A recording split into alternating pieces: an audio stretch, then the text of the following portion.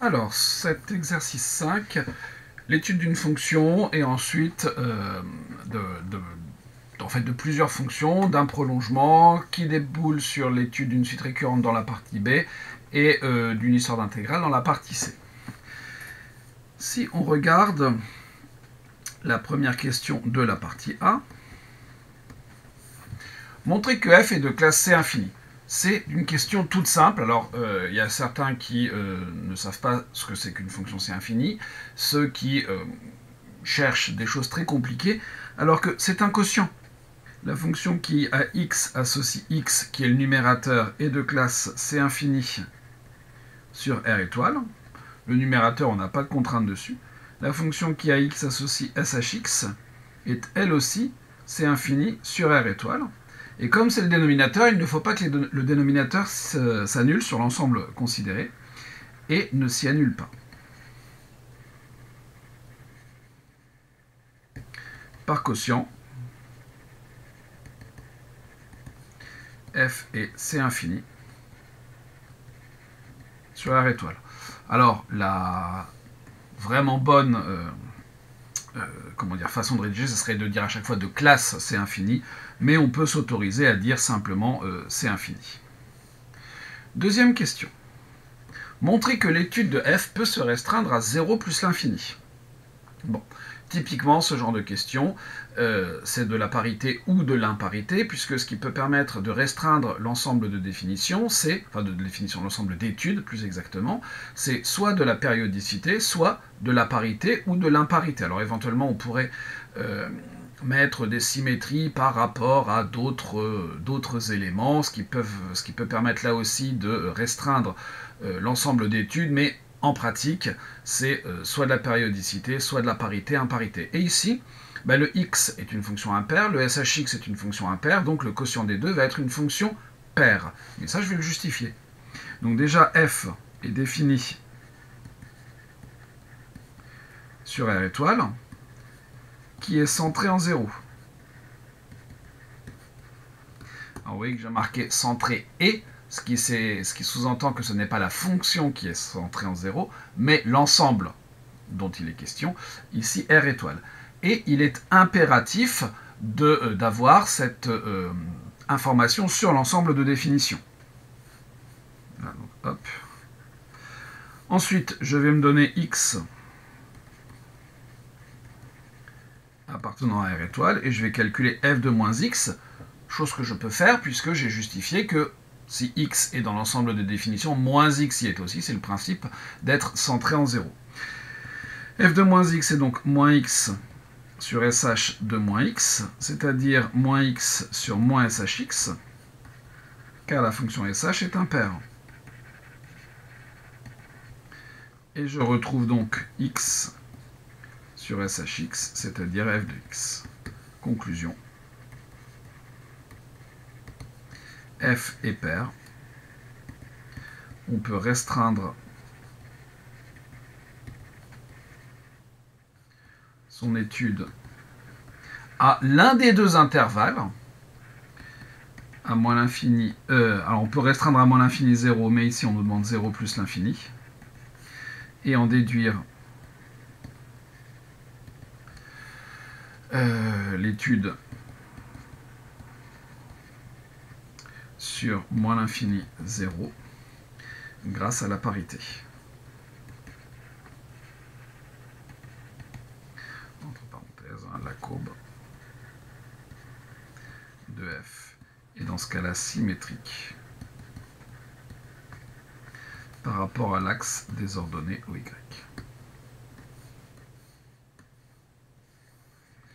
Je n'ai pas dit que la fonction était symétrique, j'ai bien parlé de parité, alors ça aurait pu être une fonction impaire, mais en l'occurrence ici c'est de la parité, et pour parler de parité, il faut parler de l'ensemble de définitions, chose que j'ai bien faite ici. Question 3. Déterminer le signe de la fonction g qui à x associe shx moins x au chx.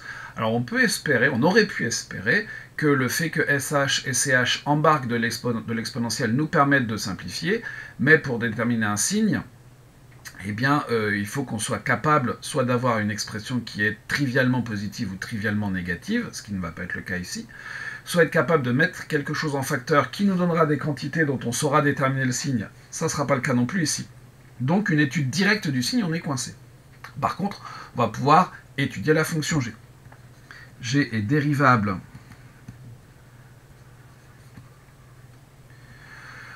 sur R plus étoile en tant que somme et produit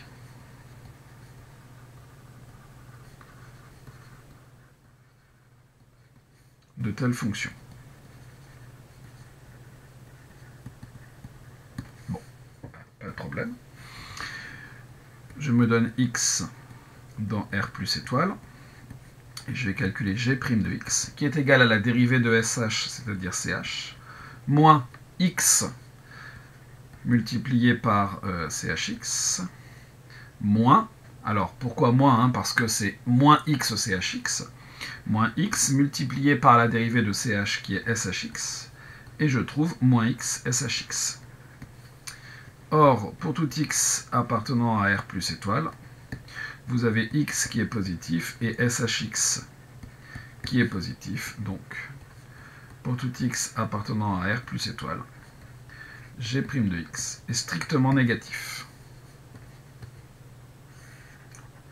Et là, vous êtes nombreux à ne pas faire de tableau de variation de g, et c'est pas forcément une faute, mais le tableau de variation, c'est tellement un outil pratique que je vous conseille de le faire. Ensuite, je vais calculer, alors non pas g de 0, mais on pourrait prolonger g en 0. Je vais calculer la limite lorsque x tend vers 0 de g de x. Et je vais trouver donc la limite de SHX, c'est-à-dire 0 moins 0, c'est-à-dire 0. D'où mon tableau de variation de la fonction g que je vais écrire ici.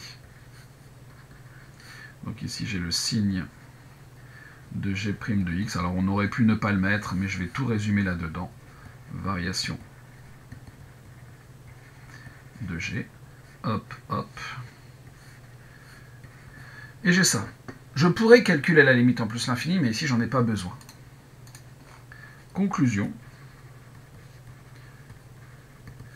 Pour tout x appartenant à R plus étoile, g de x est strictement négatif, tout comme g' l'était.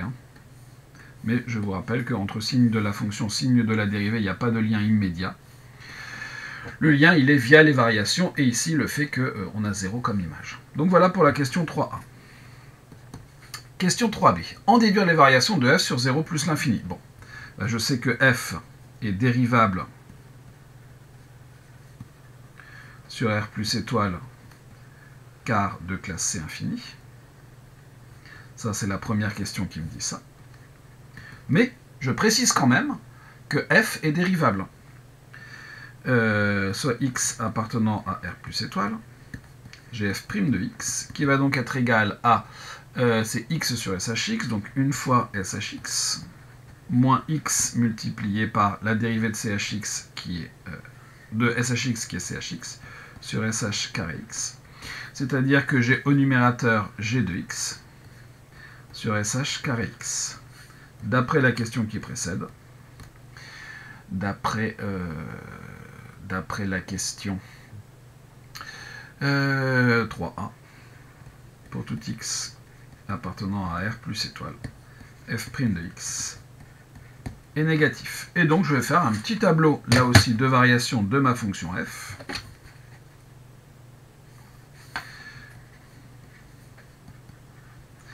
Donc signe de f' de x, variation de f, hop, j'ai en 0 une valeur interdite, et voilà ce que j'obtiens comme réponse à cette question. J'ai les variations, la fonction f est strictement décroissante.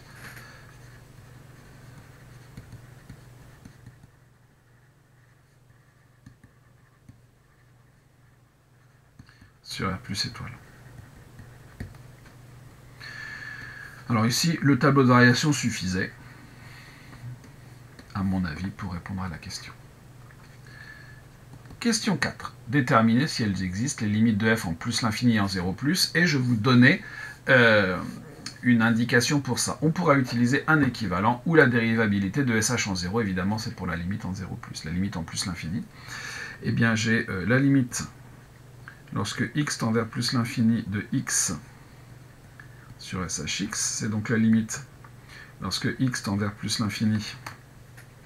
Alors, je ne vais pas écrire limite, parce que quand j'écris ça, je dis que je sais que la limite existe. Je vais plutôt écrire que f de x, c'est x sur SHX, en prenant x. Décidément, à vouloir faire vite, c'est le meilleur moyen d'aller lentement. Soit x appartenant à r plus étoile. F de x, c'est donc x sur SHX, c'est-à-dire x sur exponentielle de x moins exponentielle de moins x sur 2, c'est-à-dire en multipliant partout et en divisant par x, 2 sur exponentielle de x sur x moins exponentielle de moins x sur x. Or, exponentielle de moins x tend vers 0 lorsque x tend vers plus l'infini, donc il en va de même pour exponentielle de moins x sur x tend vers 0 lorsque x tend vers plus l'infini. Premier point, hop, par croissance comparée.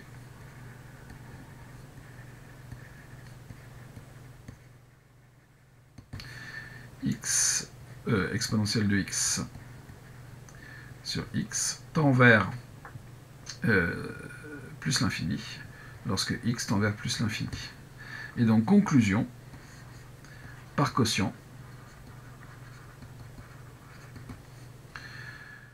vous avez f de x qui tend vers 0 lorsque x tend vers plus l'infini. Et donc, conclusion, la limite lorsque x tend vers plus l'infini de f de x est égale à 0. Donc on a un premier morceau. Deuxième méthode.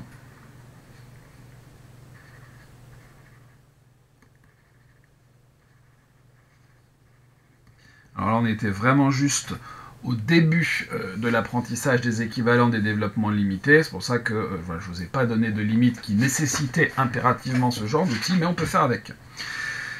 Exponentielle de moins x tend vers 0 lorsque x tend vers plus l'infini. Exponentielle de x tend vers plus l'infini lorsque x tend vers plus l'infini. Donc, exponentielle de moins x est négligeable, non pas en 0, mais en plus l'infini, devant exponentielle de x. D'où exponentielle de x moins exponentielle de moins x est équivalent en plus l'infini à exponentielle de x. Et donc, f de x est équivalent en plus l'infini à 2 sur exponentielle de x sur x. Je fais des croissances comparées qui tend vers 0 lorsque x tend vers plus l'infini, car exponentielle de x sur x tend vers plus l'infini. Bon. Je fais un peu court sur la deuxième méthode, c'est les mêmes arguments en fait que la première méthode. En 0+. Donc la première méthode, on nous dit clairement d'utiliser la dérivabilité de SH en 0. Eh bien, x sur SHX est égal à 1 sur SHX sur x, c'est-à-dire 1 sur SHX moins SH0 sur x moins 0. Or, on connaît son cours, hein, SH est dérivable en 0 de dérivés, alors de nombre dérivé, je devrais écrire pour être précis, de nombre dérivé en 0, CH de 0 qui vaut 1. On a donc SHX moins SH0 sur x moins 0 qui tend vers 1 lorsque x tend vers 0. Conclusion, f de x tend vers 1 lorsque x tend vers 0.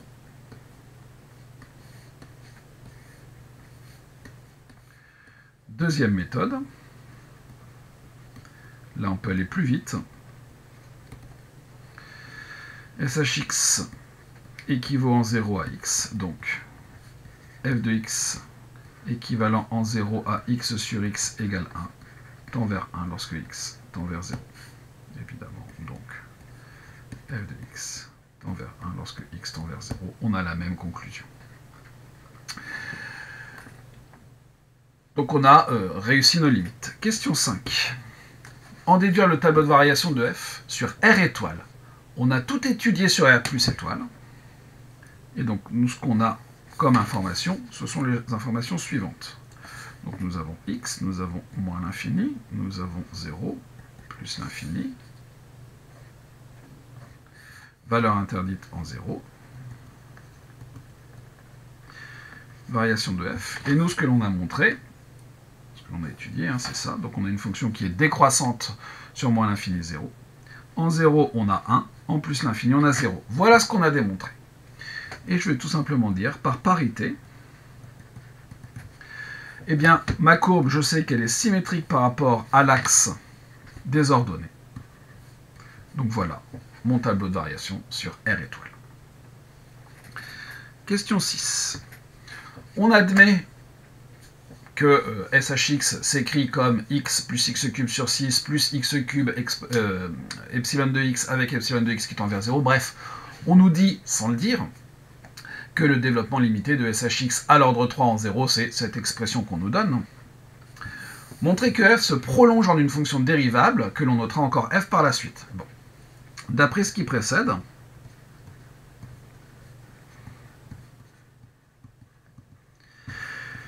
j'ai f de x qui tend vers 1 lorsque x tend vers 0. Donc, j'en déduis que f est prolongeable par continuité en 0, en posant f de 0 égale 1. Voilà. Maintenant que j'ai fait ça, hein, je ne recalcule pas la limite, puisque je l'ai calculée précédemment. Alors certains d'entre vous, à la question 6, recalculent la limite, alors qu'ils ont déjà fait la question 5 et trouvent des limites différentes, et ne sont choqués en aucune façon sur le fait qu'on calcule deux fois la même chose, on a des résultats différents. Bon, ça m'embête un petit peu, moi, que vous n'ayez pas ce recul, mais voilà, c'est comme ça. Toujours est-il que là, pour le prolongement, on n'a pas besoin de l'information des développements limités qui nous est donnée. On va en avoir besoin, par contre, pour montrer que ce prolongement est dérivable en 0. Étudions maintenant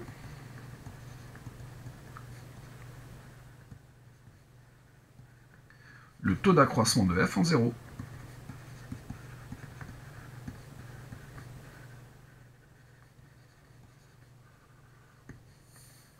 Bon.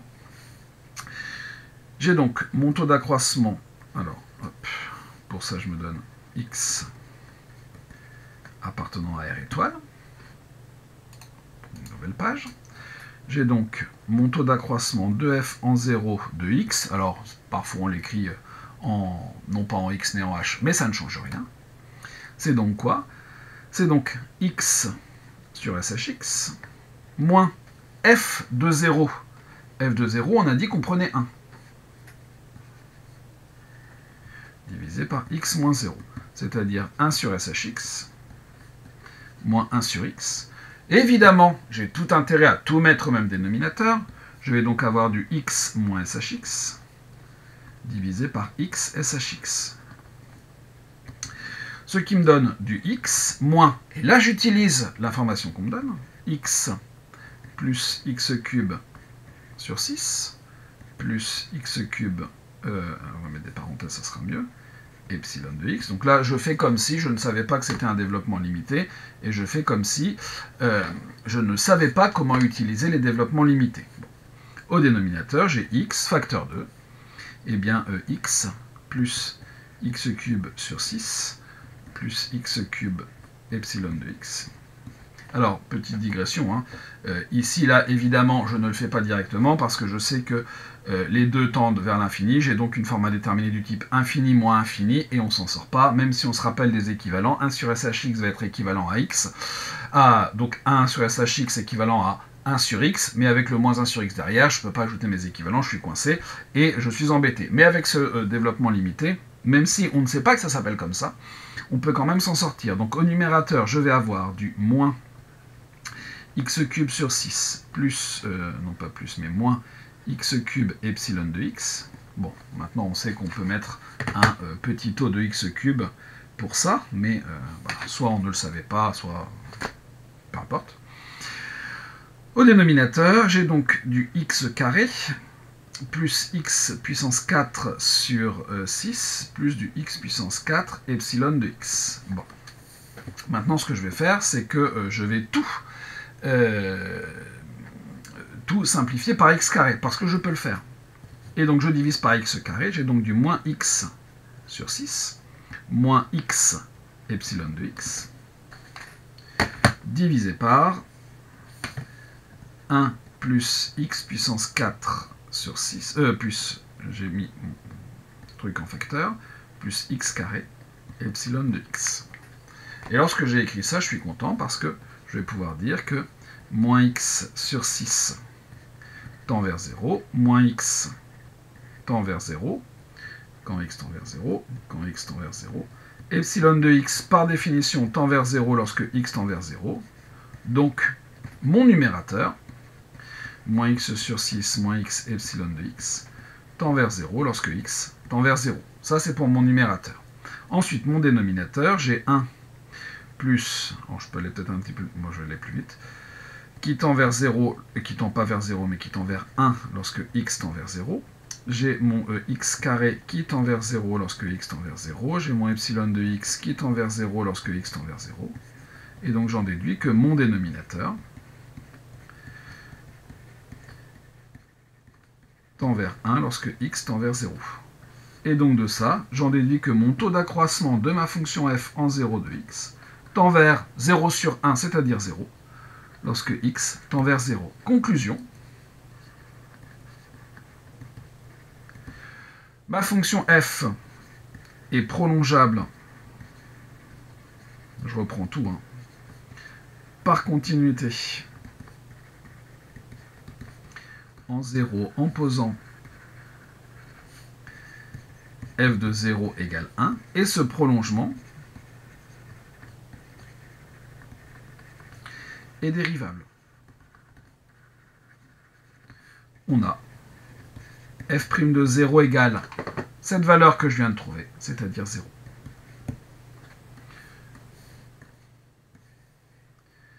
Et voilà qui termine ma partie A. Passons à la partie B. Première question. Montrez que pour tout n, on a un positif, sachant que u0 est positif et que un plus 1, c'est f de un. Évidemment, c'est quelque chose qui se fait proprement par récurrence. Donc, on va initialiser. Je vais le marquer par récurrence. Initialisation.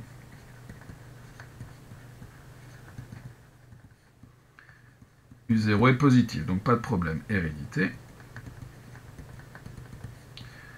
Soit n appartenant à n, tel que un positif. D'après le tableau de variation de f.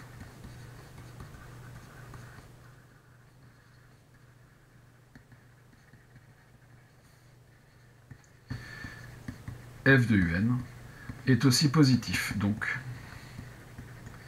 un plus 1 est positif. Je conclus par principe de récurrence.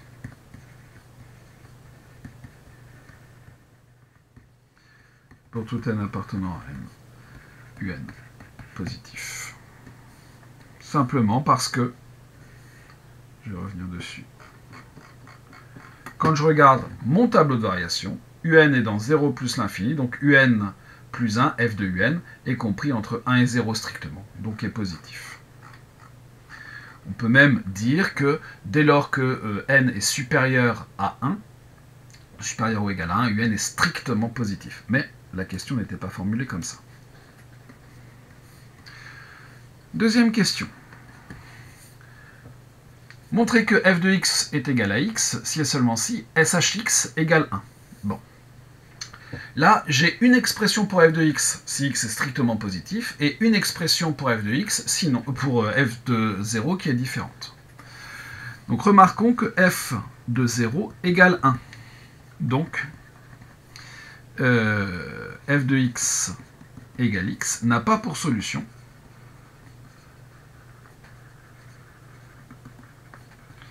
x égale 0. Il faudrait que j'ai f de 0 égale 0. Donc maintenant, je regarde x appartenant à R plus étoile. F de x est égal à x. Si et seulement si S, je vais aller un peu trop vite, x sur SHX est égal à x. Ce qui revient à dire, par produit en croix, que SHX est égal à 1. La difficulté n'était pas de relier le f de x égale x et le SHX, c'était de traiter à part le kx égale 0. Donc, conclusion. F de x égale x, si et seulement si SHX égale 1, puisque en 0, ça ne marche pas. Je ne peux pas avoir f de x égale x. Et deuxièmement, cette façon de faire, elle nous aide pour la question B.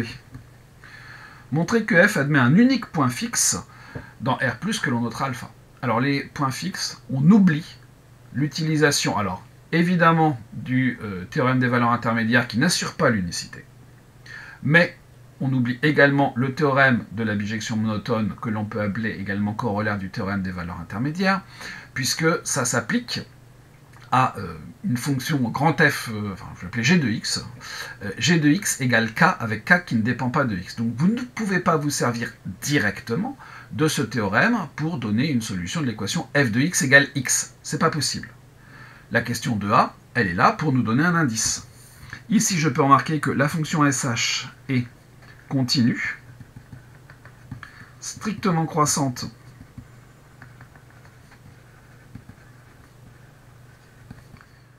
sur R+, j'ai sh de 0 qui est égal à 0, et la limite, lorsque x tend vers plus l'infini de shx, qui est égal à plus l'infini. Évidemment, vous avez 1 qui, dans ce cas-là, est une valeur intermédiaire. Or, 1 appartient. Est-ce qu'on a vraiment besoin de ça?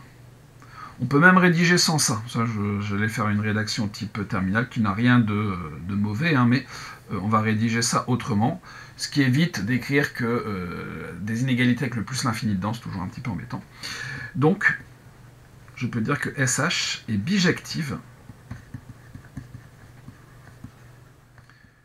sur R, ici j'ai marqué R+, oui c'est R+, sur R+, à valeur dans R+. Or, 1 appartient à R+, donc 1 admet un unique antécédent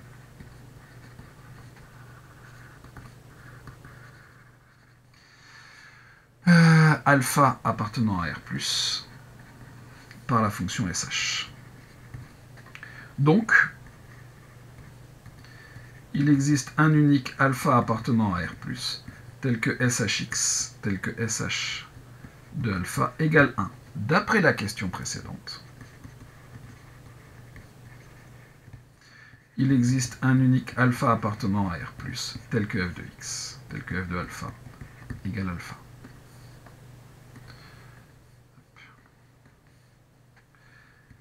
F admet un unique point fixe alpha appartenant à R+. Cette utilisation du théorème de la bijection monotone pour le point fixe, on en a déjà parlé, je vous ai déjà dit qu'il ne fallait pas le faire, et il y en a beaucoup, trop, qui ont continué à le faire, malgré le fait que j'ai dit que non, il ne fallait pas. Question C. Déterminer la valeur exacte de alpha. Bon, évidemment, on va utiliser le SH alpha égale 1. SH alpha égale 1, ce qui revient à dire que exponentielle de alpha moins exponentielle de moins alpha sur 2 égale 1, ce qui revient à dire que exponentielle alpha moins exponentielle de moins alpha égale 2. En multipliant par exponentielle alpha, j'ai exponentielle de 2 alpha moins 1 égale 2 exponentielle de alpha, ou encore exponentielle de alpha moins 2 exponentielle de alpha moins 1 égale 0. C'est une équation qui va se ramener à du second degré. Posons grand X égale exponentielle alpha, on résout. X carré moins 2x moins 1 égale 0. Un petit discriminant, b carré moins 4 fois a fois c, c'est-à-dire qu'on a 8. Donc, grand X égale moins B moins racine de delta sur 2A, c'est-à-dire 2 moins 2 racine de 2 sur 2, c'est-à-dire 1 moins racine de 2 qui est négatif, donc je ne vais pas retenir puisque ça doit être égal à une exponentielle. Et x2 qui est égal à 2 plus 2 racine de 2 sur 2, c'est-à-dire 1 plus racine de 2. Et donc, on a donc SH alpha qui vaut 1, qui est équivalent à exponentielle de alpha est égal à 1 plus racine de 2. Et là, je peux passer au log puisque ma fonction exponentielle est bijective. Alpha égale ln de 1 plus racine de 2.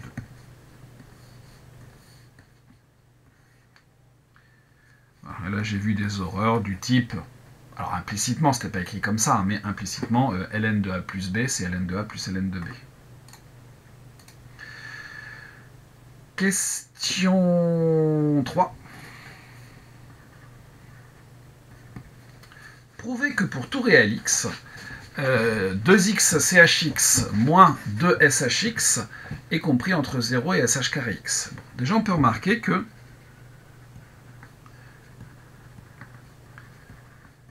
pour tout x appartenant à R+, eh bien 2x chx moins 2shx, c'est moins 2g de x, où la fonction g est définie dans une question précédente, à la question la question 3a de la partie A. Comme on a montré que pour tout x appartenant à R+, étoile, g de x était strictement négatif, et que g de 0 égale 0,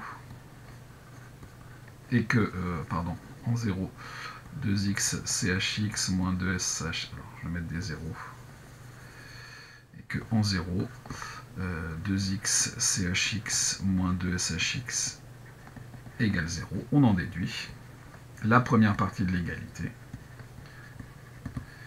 Pour tout x appartenant à R+, 2x chx moins 2shx est positif. Oui, j'ai rien fait, enfin, j'ai écrit 3 phrases, mais je n'ai fait que réutiliser une question précédente. Ça, il faut vraiment apprendre à le faire. Posons maintenant phi, la fonction qui à x associe 2x chx moins 2shx moins sh carré x, le deuxième membre de la fonction qui m'intéresse. Évidemment, phi, alors ici vous avez du moins 2g de x, moins sh carré x. Phi est dérivable sur R+, et pour tout x appartenant à R+, vous avez phi' de x, qui est égal à moins 2 fois moins x shx. Ça, c'est ce que nous dit la question 3a. Je réutilise non pas le résultat complet de la fonction 3a, mais une partie des éléments que j'ai déjà utilisés dans cette question. Moins sh carré x, donc 2 chx shx. J'ai donc ici shx, facteur de, on peut même mettre 2 ici, 2shx, facteur de chx, x moins chx. Et là, je vais utiliser ce qu'on me dit dans l'énoncé. Pour tout x appartenant à... pour tout réel x positif, chx supérieur à x. Or, pour tout x appartenant à R+, chx supérieur à x, donc x moins chx est négatif. Le sh est positif. D'où, pour tout x appartenant à R+, phi' de x est négatif. Donc, eh bien, j'ai un petit tableau de variation. Hop. Hop. x0 plus l'infini. Mon signe de phi' de x, c'est négatif. Mes variations de phi, j'ai donc une fonction qui est décroissante. et phi de 0 vaut 0. C'est tout simple, oui. J'ai même pas eu besoin de faire beaucoup de travail parce que j'ai réutilisé une partie de mon travail précédent.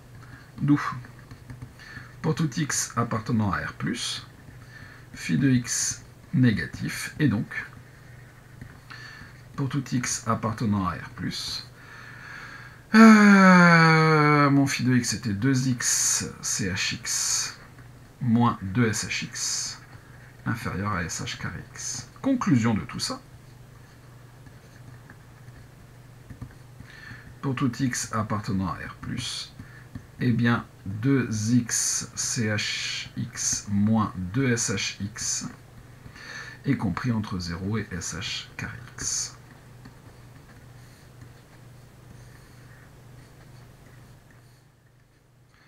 Question suivante. En déduire que pour tout réel x, f' de x est inférieur ou égal à 1,5. Je prends x dans R+, je sais que f' de x, alors R+, étoile, f' de x, on l'a calculé, c'était g de x sur sh carré x, donc on avait du g de x, je l'avais sous les yeux il y a 2 secondes, shx moins x chx sur sh carré x. Bon. Or,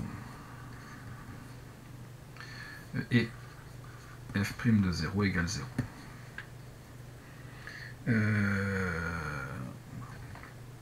Or, j'ai donc 2x chx moins 2shx sur sh carré x, qui est plus petit que 1. Je divise par 2, et donc j'ai 0, x, alors, moins, je vais noter ça comme ça, shx moins x chx sur sh carré x, qui est plus petit que 1,5. C'est-à-dire que moins f' de x est compris entre 0 et 1,5. D'où valeur absolue de f' de x est inférieure ou égale à 1,5. Et f' de 0 égale 0, qui est plus petit que 1,5. Donc ça, c'était pour x dans R+ étoile. Conclusion. Pour tout x appartenant à R+, valeur absolue de f' de x est inférieure ou égale à 1,5.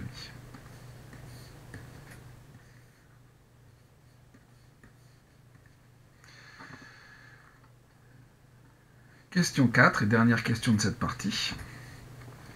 Montrer que pour tout n dans n, valeur absolue de un moins alpha est inférieure à 1,5 puissance n, u0 moins alpha. Et ça, on va montrer ça par récurrence. Notons Pn.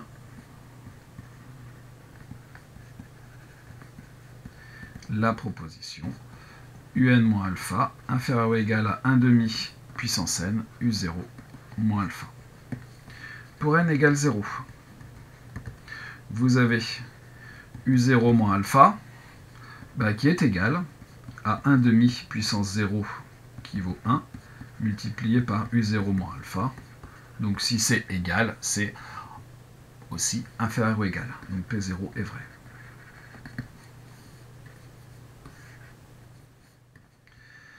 Hérédité, on se donne un entier n appartenant à n, tel que la proposition est vraie, c'est-à-dire un moins alpha inférieur ou égal à 1,5 puissance n, u0 moins alpha. Bon. Je vais m'intéresser à un plus 1 moins alpha. un plus 1 moins alpha, c'est f de un, c'est comme ça qu'est défini un plus 1, moins alpha. Alpha, c'est f de alpha, puisque alpha est un point fixe. Et ça, par l'inégalité des accroissements finis, c'est inférieur ou égal à 1,5 un moins alpha, d'après l'inégalité des accroissements finis, l'inégalité des accroissements finis,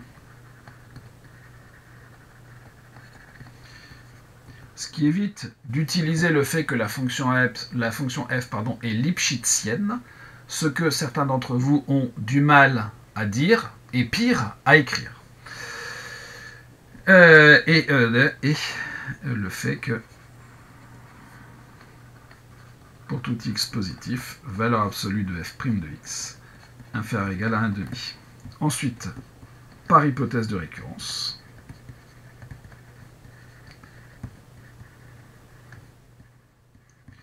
on a valeur absolue de un plus 1 moins alpha, qui va être inférieur ou égal à 1,5 multiplié par 1,5 puissance n u0 moins alpha, c'est-à-dire un plus 1 moins alpha, inférieur ou égal à 1,5 puissance n plus 1 u0 moins alpha. Pn plus 1 est vrai. Mais que même sans avoir réussi à faire la question d'avant, là, cette question-là, on l'a abordée quand même un certain nombre de fois en TD, en cours. En réutilisant des questions d'avant, on l'a fait. Je n'oublie pas de conclure. Par principe de récurrence, pour tout n appartenant à n, eh bien un moins alpha inférieur ou égal à 1,5 puissance n u0 moins alpha.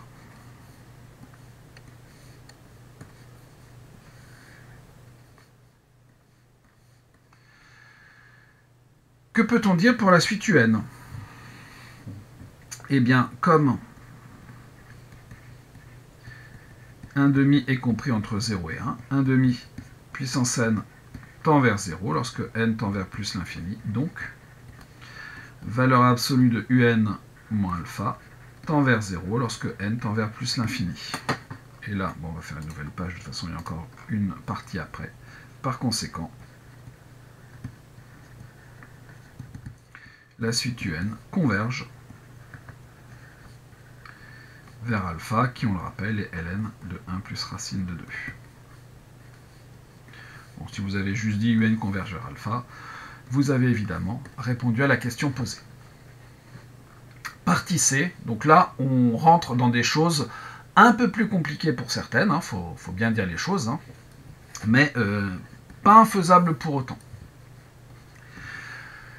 Donc on a grand F qui est l'intégrale de 0 à x de f de t dt. Pourquoi peut-on affirmer que grand F est correctement défini sur R? Eh bien, si je prends x appartenant à R+, ma fonction f est continue. En fait, elle a été prolongée par continuité, mais donc elle est continue sur 0x. Donc grand F est bien défini en x. Il nous suffit d'avoir une fonction continue sur un intervalle fermé borné pour justifier de l'existence d'une intégrale. Vous verrez qu'il y a d'autres cas un petit peu plus tard, mais pour le moment, on est toujours dans cette configuration-là. Je prends x dans R-, où je vais avoir exactement la même chose. F est continue sur l'intervalle fermé borné qui ici est x0. Donc grand F est bien défini en x. Conclusion. F est bien défini sur R.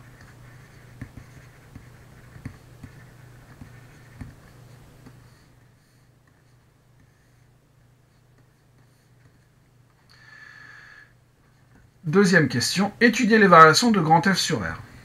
Grand F est l'unique primitive, je sors un peu mon cours, de petit f s'annulant en 0. Donc, grand F est dérivable sur R. Et pour tout x appartenant à R, f' de x est égal à petit f de x. Or, pour tout x appartenant à R, eh bien f de x est positif. C'est toujours mon tableau de variation de la partie A. Donc, grand F est croissante sur R.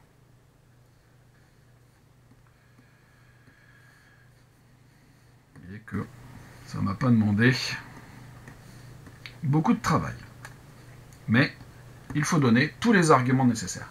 Prouver que f est impair. Alors vous allez me dire, on a étudié les variations sur R, on aurait pu s'intéresser à la parité, l'imparité, avant pour restreindre l'ensemble d'études. Cela étant, les variations nous ont été données tellement facilement qu'on n'avait pas vraiment de raison de restreindre avant.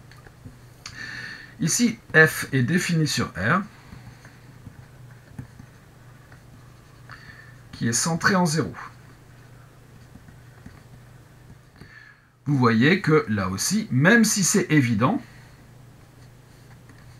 je le précise. Ensuite, je me donne un réel x, et je vais m'intéresser à f de moins x, qui sera l'intégrale de 0 à moins x de petit f de t dt. Et alors là, tout de suite, ça devient compliqué, on ne sait pas ce qu'on fait. On essaye de bricoler des trucs et ça marche pas. Évidemment, à un moment donné, il va falloir utiliser la parité de petit f. Mais pour ce faire, il faudrait faire apparaître ici un signe moins pour s'en sortir. On va faire un changement de variable. Posons u égale moins t. On a donc, alors la fonction qui a t associe moins t et de classe C1 sur R. Donc, eh bien, f de moins x va être égal à l'intégrale de moins 0 à x de f de moins t multiplié par moins 1. Alors, f de moins t, donc ce sera u puisque j'ai fait un changement de variable, moins 1 du. C'est-à-dire moins l'intégrale de 0 à x de f de moins u du, c'est-à-dire l'intégrale de 0 à x de f de u du, car petit f est pair. Et je retrouve la variable d'intégration étant muette, f de x, donc grand F. Alors j'ai dit pair, c'est ça. J'ai oublié le moins, décidément. À vouloir aller vite, on se trompe. Donc grand F est impair.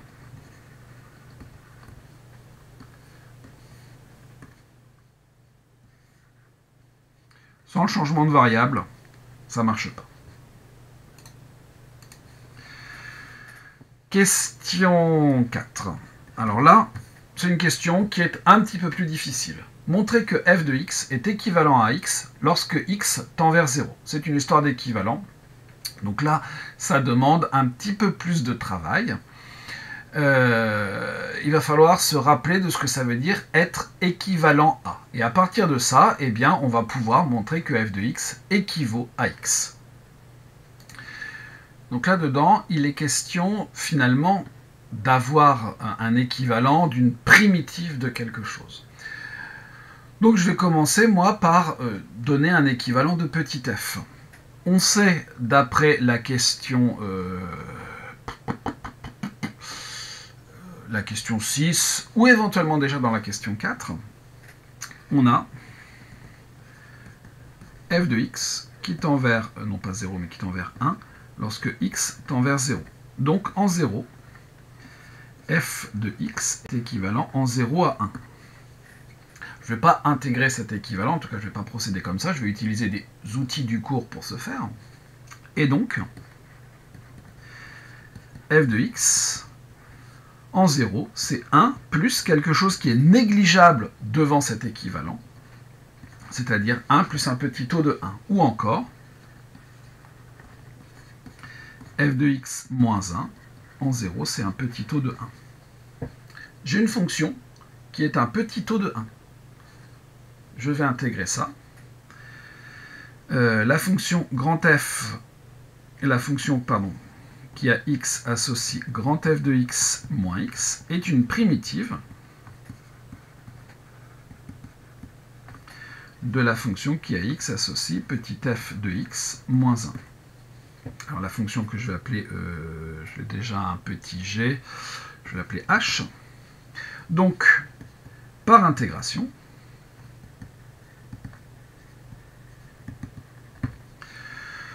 vous avez h de x qui est égal en 0 à h de 0 plus un petit o de x.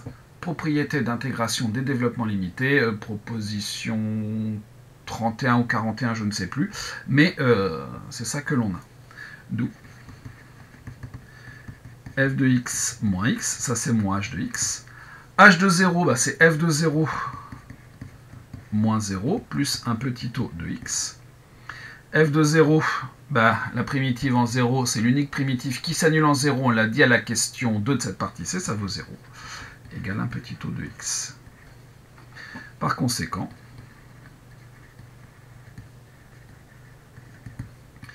f de x, c'est x en 0 plus un petit o de x.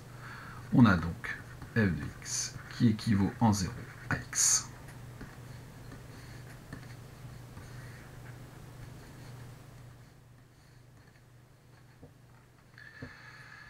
Comment interpréter ce résultat? Il y a plusieurs façons d'interpréter ce résultat. Déjà, on a effectivement grand F qui est continu en 0, car f de x tend vers 0 égale f de 0 lorsque x tend vers 0. Ça, c'est une première façon de faire. Ensuite, bon, grand F est dérivable en 0, ça on le savait déjà.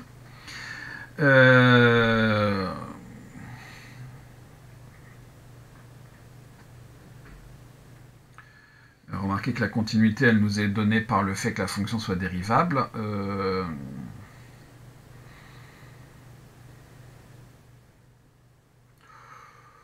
Comment interpréter ce résultat, j'aurais pu l'effacer.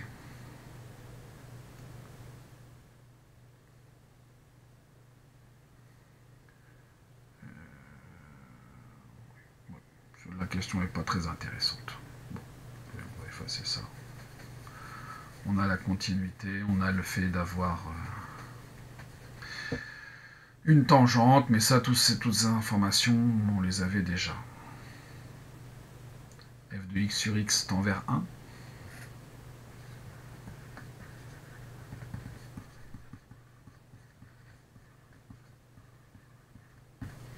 Voilà ce qu'on peut dire comme chose. Question 5.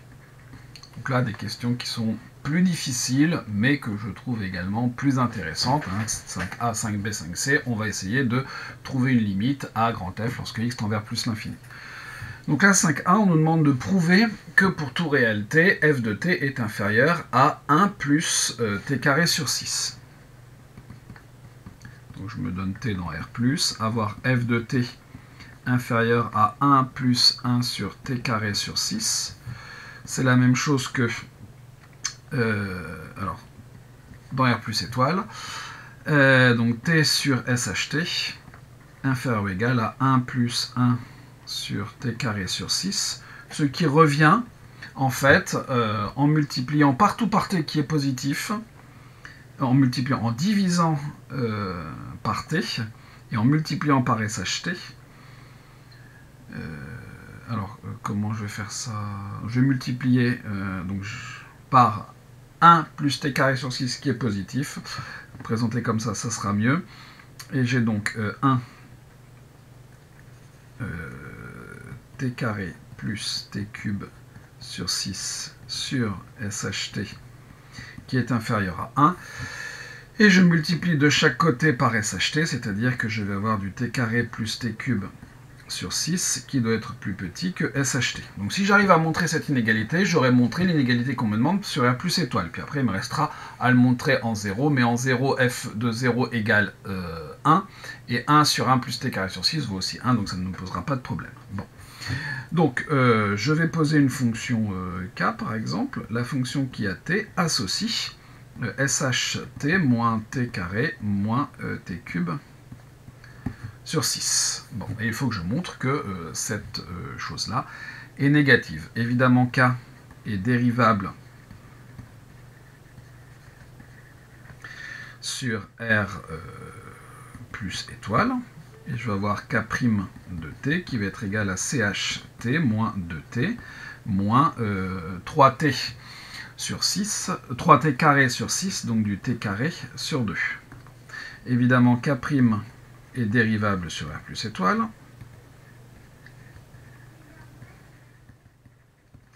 Et j'ai k seconde de t qui sera égal à SHT moins 2, moins 2t carré sur 2, donc moins t. Bon. Je peux redériver encore une fois. K seconde est dérivable sur r plus étoile. Et donc j'ai k tierce de t qui est égal à CHT moins 1. Bon. Or, CHT est toujours supérieur à 1. Or, pour tout t appartenant à R+, donc R plus étoile, CHT inférieur, je dis n'importe quoi, supérieur à 1, donc K tierce et K tierce de t est positif, d'où K seconde est croissante sur R. Alors, je vais marquer R plus étoile, je vais faire du R plus partout, parce que, en fait, en 0, ça m'évite d'avoir une limite, il me suffit de calculer l'image de 0. Et K seconde de 0 vaut moins 2.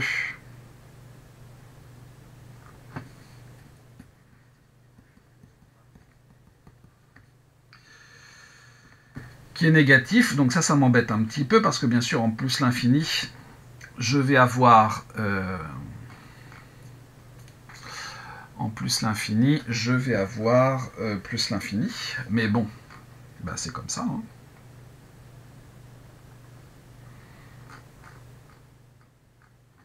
Donc il existe un réel bêta appartenant à R+, tel que k seconde de bêta égale 0. Il existe un unique, je verrai par le théorème de la bijection. J'ai une fonction qui est strictement croissante, elle va de 0 et la limite de lorsque x tend vers plus l'infini de k' de t égale plus k seconde de t égale plus l'infini. Ça m'embête un petit peu.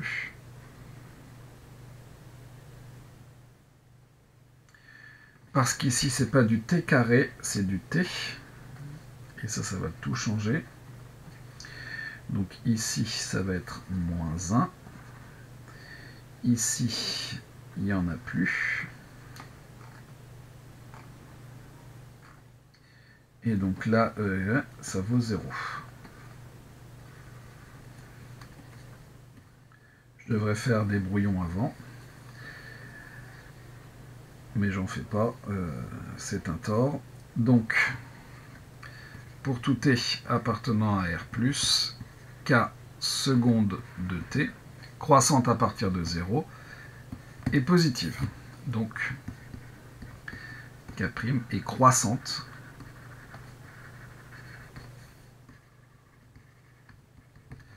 sur R+. Voilà. Alors, on a décalé le problème de 1, cela étant non, pas vraiment, parce que k' de 0, c'est 1 moins 1, 0. Or, k' de 0 égale 0, donc, pour tout t appartenant à R+, k' de t positif, donc k est croissante sur R+. Je résumerai tout ça après dans un tableau. Et k de 0 égale 0. Donc, k est... Donc, pour tout t appartenant à R+, k de t est supérieur à 0. Alors, en résumé, on a dérivé 3 fois. Donc, hop, hop, donc on a t, on a 0, on a plus l'infini, on a dérivé 3 fois. On a trouvé ici quelque chose de négatif dans mon souvenir.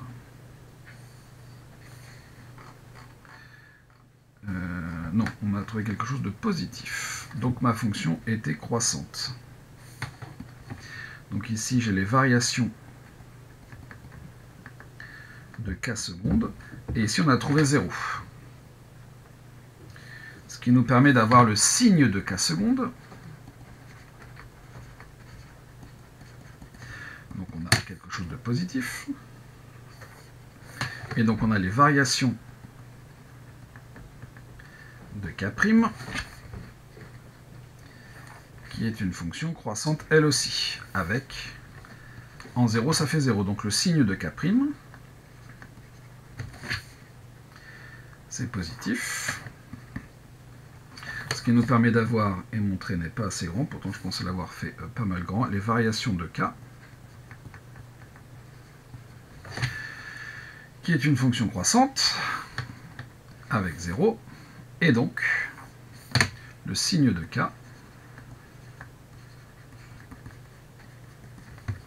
qui est positif. Et donc, conclusion. Pour tout t appartenant à R plus étoile, on a f de t inférieur ou égal à 1 sur 1 plus t carré sur 6. Or, pour t égale 0, f de 0 égale 1, et 1 sur 1 plus t carré sur 6 est aussi égal à 1. Donc, pour tout t appartenant à R plus, f de t est inférieur à 1 sur 1 plus t carré sur 6. Donc ça, c'est une question que je trouve personnellement un petit peu plus intéressante, mais également un peu plus compliquée. La suite, elle, va réutiliser directement ce que l'on a. En déduire que pour tout t supérieur à 0, on a f de x inférieur à pi racine de 6 sur 2. Donc ça, c'est la question B. Pour tout t appartenant à R+, on a f de t qui est compris entre 0. On n'a même pas besoin du 0.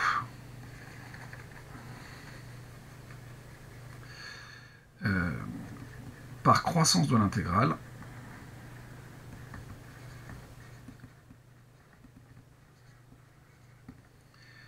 Pour tout x strictement positif, on a l'intégrale de 0 à x de f de t dt qui va être plus petite que l'intégrale de 0 à x de 1 sur 1 plus t carré sur 6 dt. C'est-à-dire l'intégrale de 0 à x de 1 sur 1 plus t sur racine de 6 au carré dt. C'est-à-dire, on va s'intéresser à cette intégrale. Posons u égale t sur racine de 6 dans l'intégrale en question.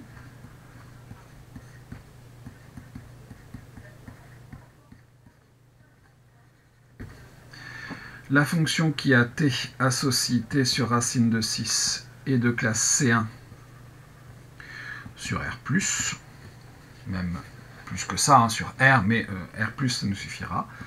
Donc, cette intégrale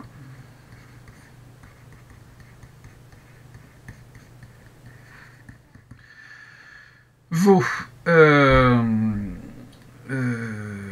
sur racine... Alors, l'intégrale de 0 à x sur racine de 6 de 1 sur 1 plus u carré, 1 sur racine de 6 du.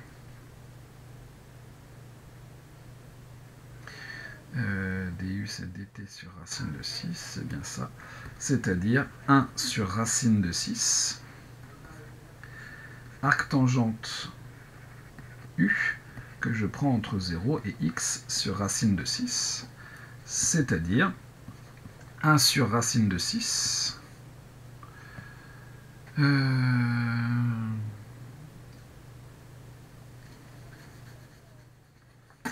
non, il y a un truc qui ne me plaît pas.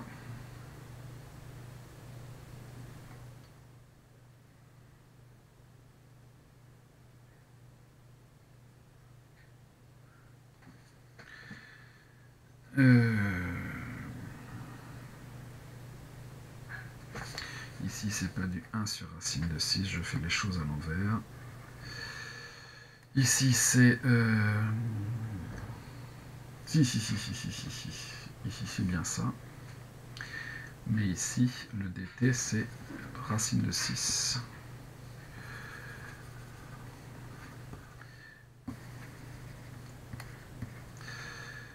Facteur de arctangente de x sur racine de 6. Donc, pour tout x positif, f de x est inférieur ou égal à racine de 6, arctangente x sur racine de 6. Or, la fonction qui a x associe arctangente de x sur racine de 6 est strictement croissante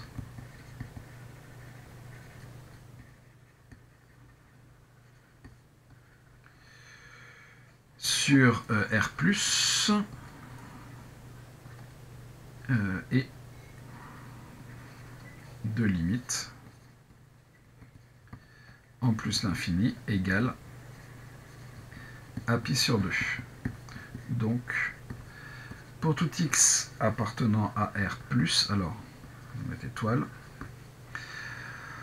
on a arctangente de x sur racine de 6 qui va être inférieur ou égal à pi sur 2, même inférieur strictement en réalité. Conclusion. Pour tout x appartenant à R plus étoile, f de x est inférieur ou égal à pi sur 2 multiplié par racine de 6, c'est-à-dire pi racine de 6 sur 2. C'est pas toujours facile de se concentrer quand il y a un petit peu de bruit à côté, alors vous ne l'entendez pas forcément, mais moi je l'entends. Question C, pourquoi peut-on affirmer que grand F admet une limite réelle finie en plus l'infini? F est croissante sur R+, donc par le théorème de la limite monotone,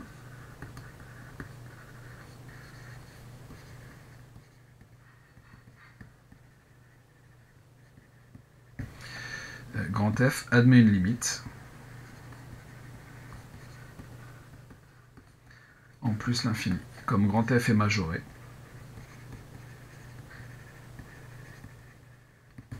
cette limite est finie.